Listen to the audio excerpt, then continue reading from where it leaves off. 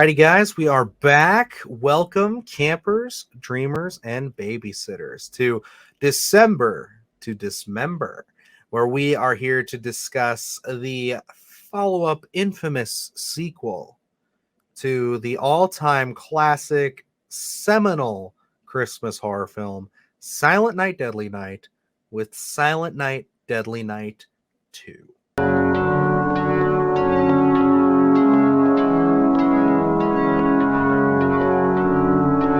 Or Part 2, as I believe it's also called. Yes, this is an infamous film. Everybody knows this film. I can't find anybody who doesn't know this film for standing on its own merits alone. There isn't any kind of big joke or anything that brought this to infamy. This is the quintessential killer Santa Claus sequel, all due to the film's quality. Who killed your parents? You really want to know? Who, Ricky? Who did it? Santa Claus. Am I right, Luke? Listen, I'm not even gonna put the asterisks of the best killer Santa here. I'm saying, we covered Halloween 2 on Splatterthon. We look at Friday 13th Part 2, Nightmare on Elm Street 2. We're throwing those in the trash. We don't even care because this right here, this is the most original. It's unique. Yeah, I'm telling you, the screenwriter for this film should have won an Oscar for Best Screenwriting because this, truly, the most original film I have seen to date. Next thing you know... Shh. Naughty. Absolutely. I 100% agree. So, this so original that would you be surprised if we told you that the first 40 minutes of this film are just a recap of the film we just talked about the other day? I'm going to legitimately, we talked about it on the first Silent Night Dead film. I haven't seen any of these. Dylan hasn't seen any of these. I'm sitting there. This is available. I watched this on Tubi. Is it also available on Shudder? It's on Shudder. It's on Tubi. It's pretty much, I think, anywhere you can watch it for free, like normally, you can watch it right now. And for this film here, I legitimately kept pausing it because I'm like, we're 15 minutes in, we're recapping. We're 20 minutes in, we're recapping. We're 30 minutes in, we're recapping. And then finally I hit the 40-minute mark and we passed the 40 minutes. I'm like, okay.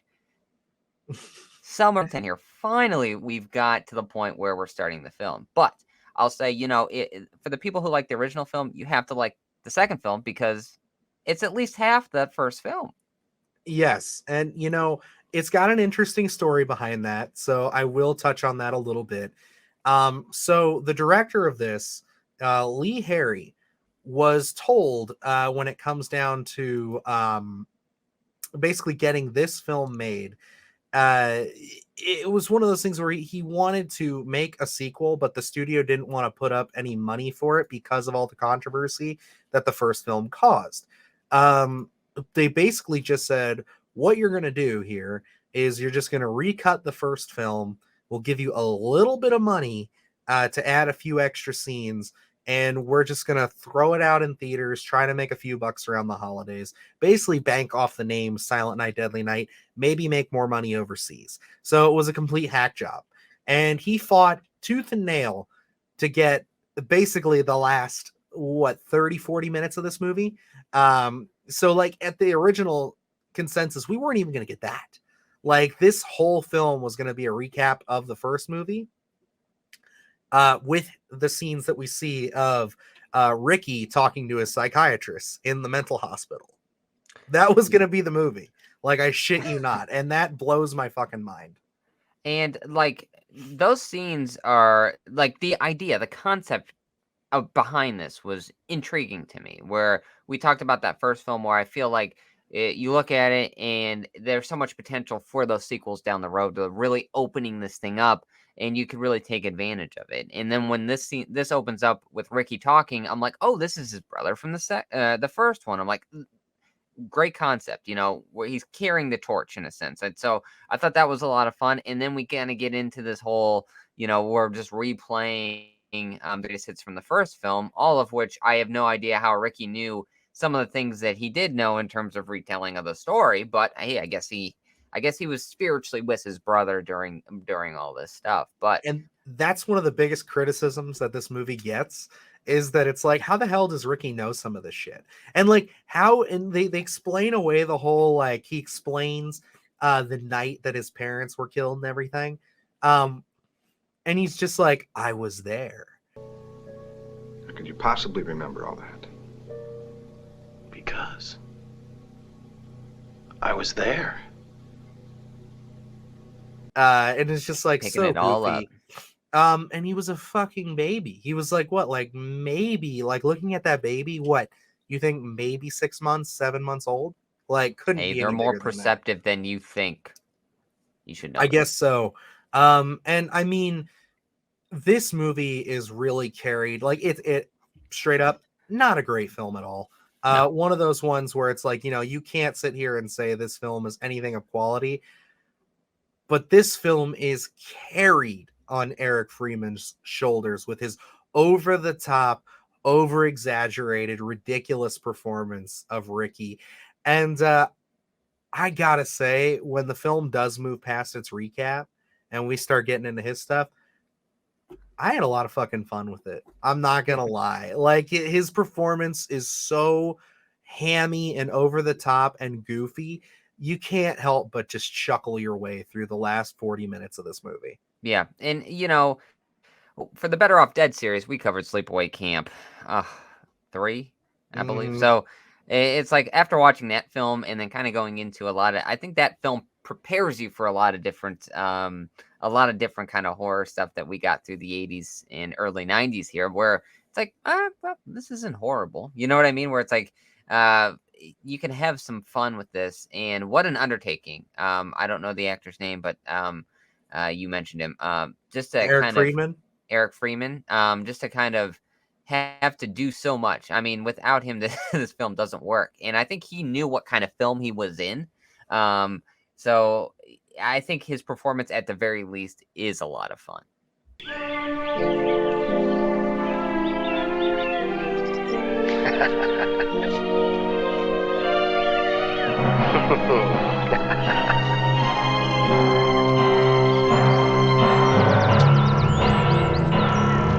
Absolutely. And I mean, like, they really, after they get past that point, they do try to add a little bit to his backstory. We find out that Ricky was adopted after his brother's death.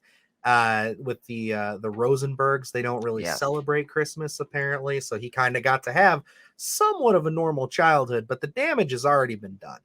Like, Ricky was already fucked. We see him at supposedly 15 years old, I think it was. He is just kind of walking through the forest or walking through a neighborhood, gets to a park. Jesus. And as this series, as we said in the first part, there's just a dude and a chick sitting out there just having a good old time. And dude starts getting a little handsy. She says no. He says fuck you. And yep, we get into another another beer. Yeah, sexual assaults, stuff going on there. And this time, though, Ricky dispatches the man by running his ass over with a red truck. And I love how they reference, I'm skipping ahead a little bit, the color red setting him off.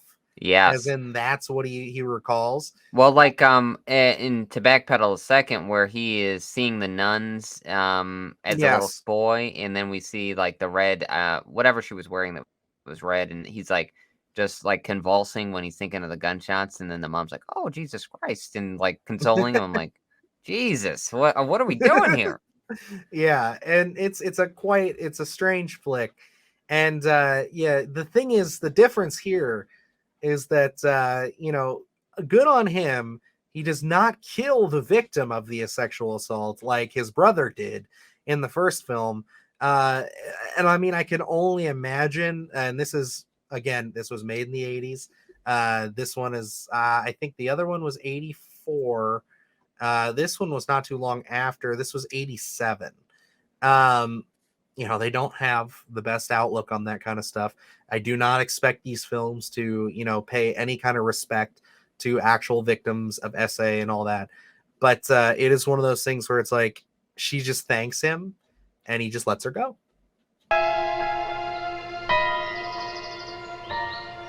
Thank you.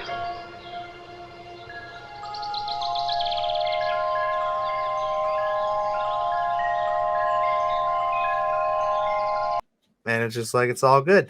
So in my mind, I already kind of put Ricky a bit over his brother.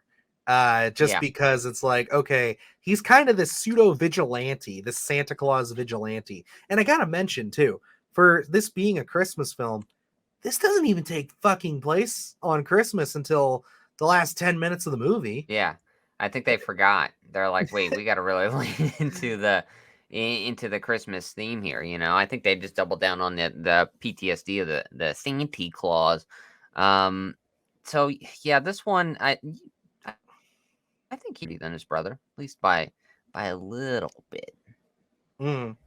Yeah, I would agree. I think he's more fun. I think that it's got to be that performance of just so over the top, as to where Billy is more tragic because, the actor has a little bit more competence, I would say, in playing that victim of just like, I've had a really tough life, as to where Ricky is more just so hammy and so weird in his line delivery. Like, I think about when he meets up with his lover, his girlfriend, midway through the film, and you kind of see what they're doing, and they go to the movie theater, and it's just that line delivery of her being like, oh, this movie's gonna be great, it's actually about a killer Santa Claus, and he's just like, what did you say this movie was about? Oh, it's great.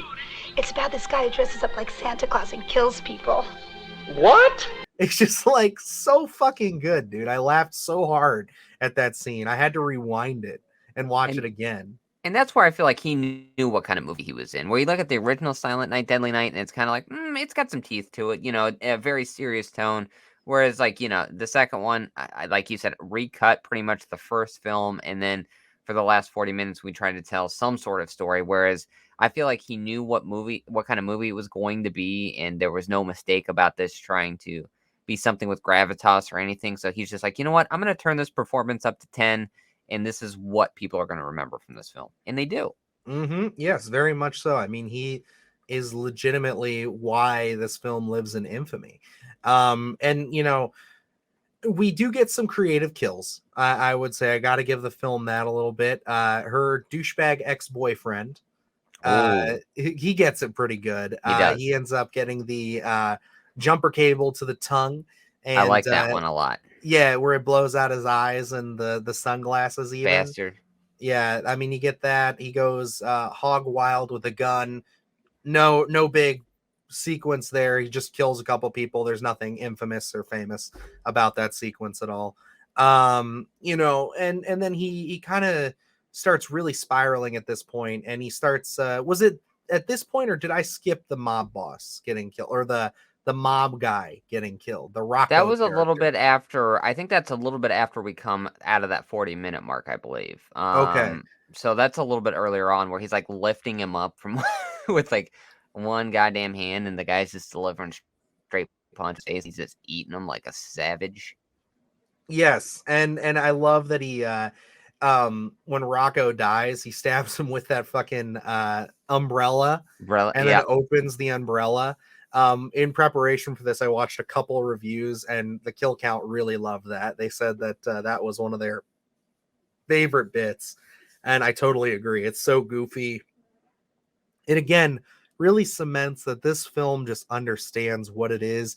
I think the directors and the creatives behind it were just like, hey, we are dealing with what we're dealing with. We don't have the money. We're not getting the support we need to actually make a film here. So let's just throw everything at the wall and see what sticks.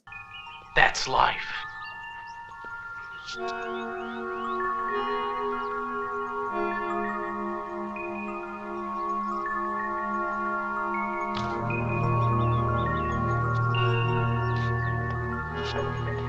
Sorry things worked out this way, Henry. wanted to help. I appreciate the effort, though. But between you and me, Doc, I know who's to blame. Yeah, especially when you're just ordered to recut the original film and then maybe get something unique out of it. It's like, well, you just got to do what you can do. So you saying that, which I didn't know. I know Critters 4, I think, it leans on to not having the full budget to really that they had wanted to. Whereas this one kind of almost the same, maybe even a little bit worse, where you have to recut that original film. I respect this one a little bit more knowing that now. Mm-hmm. And then this all kind of culminates in the ending with him, making his way back to Mother Superior after killing his psychiatrist. And we finally get to Christmas. And I dead ass, it's like what, 10 minutes left in this movie. We're back to Christmas. He gets the Santa Claus suit. He calls her up, and it's a different actress playing Mother Superior than the flashbacks. And they try to say that she looks different because she had a stroke. Yeah. And she's got these like welts and burns on her face or whatever. Yeah, that is. what Like, the it's very hell? odd choices. But Ricky does go and get his revenge on Mother Superior. Yeah. Which I guess would have been more satisfying had it been the original actress. Because there is a little bit of a disconnect for me there, especially because they recap the whole first I was movie. already disconnected, man. Yeah, and it is an off-screen kill, and we do just get the aftermath later of seeing her head just kind of fall off, which is goofy in and of itself. But it is one of those things where it's like I guess kind of concluding. Obviously, we have three films and a remake to check out after this, so it kind of concludes the I guess you call it the brothers storyline of the Silent Night, Deadly Night. I never caught their last name, but the Ricky Billy storyline here with Mother Superior's death. But it's not very satisfying, and it just feels so rushed. And I mean, at the end of the day, this movie's goofy. It has a lot of great moments with that, but it's all really coming on the shoulders of Eric Freeman's performance because there isn't much substance to this. Really, we're getting half a movie, if that. And that's where it's like we talked about Silent Night, Deadly Night. Now, when at the very end starts seeming rushed, and this one obviously is rushed as well. So it's a common problem in this franchise of like we got to wrap this thing up, and it's almost an underwhelming ending to a lot of these films, especially when you have only half of an original film here. You really got to make that stuff count. So if you have an underwhelming ending like that, I mean, that's what you have to hang your hat on. Mm-hmm. And it does end with them kind of teasing. I'm curious to see if he's in the third one at all. I kind of know a little bit about it. We haven't watched it up to the date of this recording yet, but we're going to here shortly, where Ricky isn't dead, or at least not believed to, because he opens his eyes after he's been gunned down. He shot 3 or 4 times, and then left for dead there. So I'm curious to see where his story continues, if it continues at all.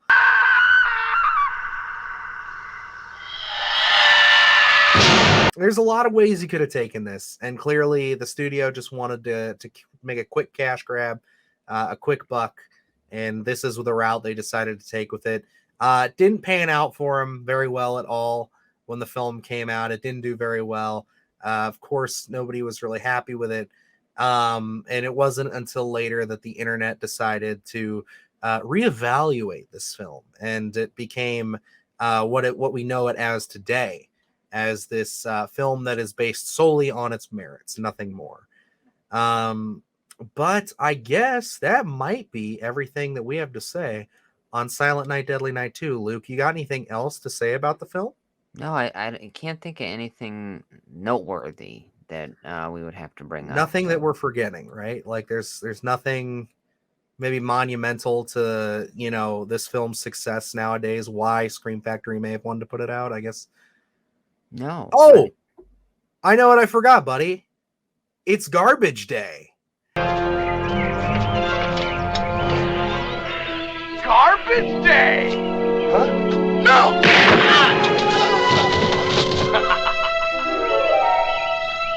Yeah, so this is no secret. I mean, we danced around it the whole review.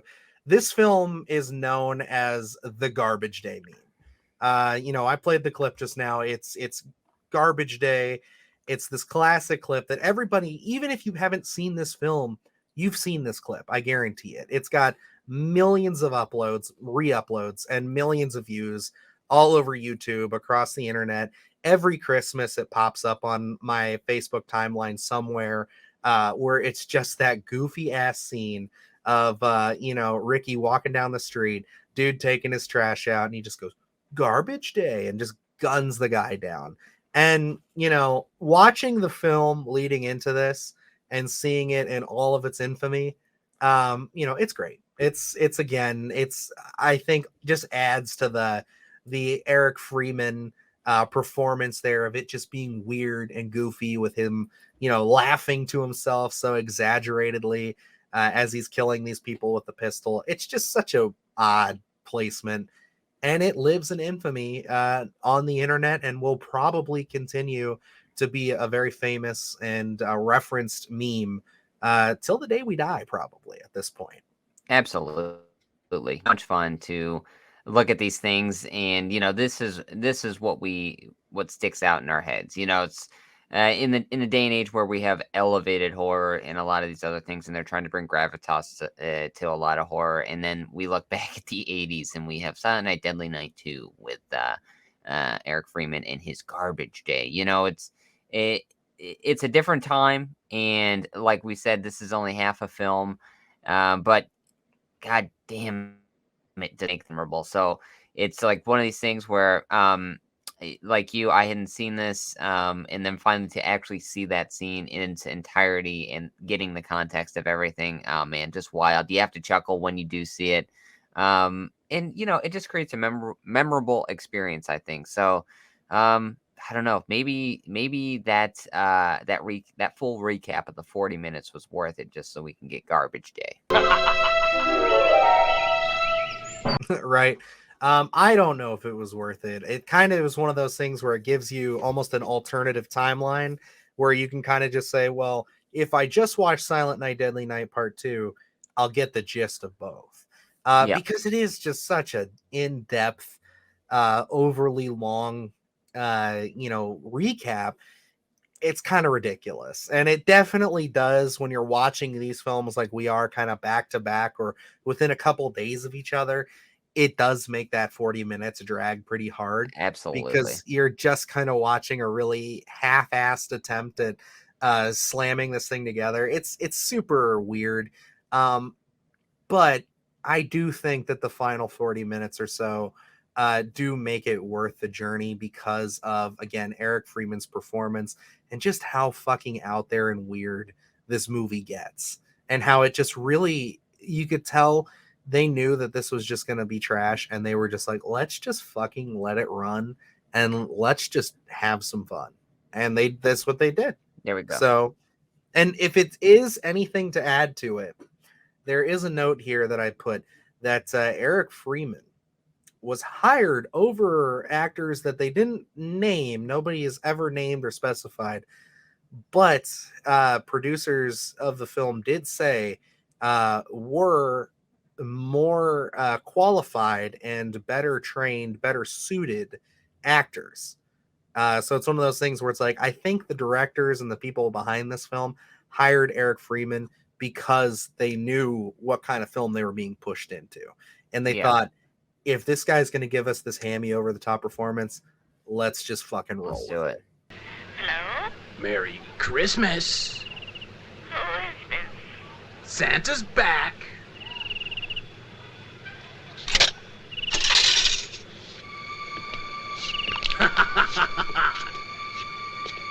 For me, this is definitely something that I think if I'm watching the first one, I'll probably throw the last 40 minutes of this film on.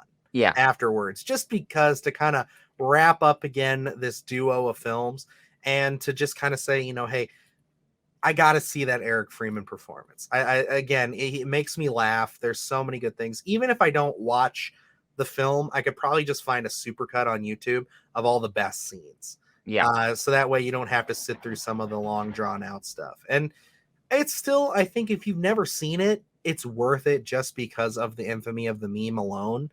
And I think you and your friends could have a good time, especially if you're not doing like a double feature and you're just deciding which one you want to throw on. The first one's a little more heavy. It's a little more serious at times. Where this one, I think you could just throw this on and you guys could drink and have a good fucking time, just laughing your asses off at how ridiculous some of this shit is. Absolutely. And I mean, I can't recommend the whole film, obviously, because it is such a heavy recap of the original. But watching that last 40 minutes, I mean, it's a light 40 minutes. You could turn it on and it's going to be a breeze to get through. So no harm, no foul. If you're going to take the undertaking of the first one, you might as well pop on that last 40 minutes of Silent Night, Deadly Night 2, and at least you get Garbage Day. Garbage Day, of course. Alrighty, guys, that's going to wrap us up here for our review of Silent Night, Deadly Night 2. We are still in deep here on December to Dismember. I'm super excited to be going through these. Now we really get into some deep water here with these next couple sequels, because other than the remake, I don't know anything about these ones. I am completely blind. Like I said, kind of growing up and stuff, I would watch people's coverage of these first two films. Obviously, I knew the meme of Silent Night, Deadly Night 2, so I knew a little bit of it going into it, but I'd never officially seen them. I don't know anything about these. So I am going in blind. I'm flying blind. So I'm really curious to see where it goes. And just the little like cursory knowledge I've gained kind of leading into this, they get really weird. So I'm excited to see what comes next. Yeah, I mean, we're in that sleigh. Santa has lost his reindeer. We are officially directionless here as we navigate the waters of the Silent Night, Deadly Night franchise. God damn, am I excited. Let's put up the Christmas lights. Let's put the star in the tree, and let's get out our axes because we're in for a hell of a ride here on December to Dismember. Absolutely. But if you guys do want to keep up with us, follow us on our social media at SplattercastPod on Instagram, Twitter, and TikTok for the latest and greatest, of course. And if this is your first time stumbling across the channel, please hit that subscribe button. We are making some great progress here on the channel in the 6 months or so that we've been doing it. We've been having a whole lot of fun, and there's a whole lot more coming for December to Dismember, as well as things beyond that. So if you like horror, if you like our, just our takes and us just talking to each other and bullshitting here, maybe hit that subscribe button for us. It does a lot. And other than that, we do have a lot of great content still hitting the channel. Of course, if you just stumbled across this, and you haven't seen our coverage of the first film, you can click that video right there. It was just posted a few days ago.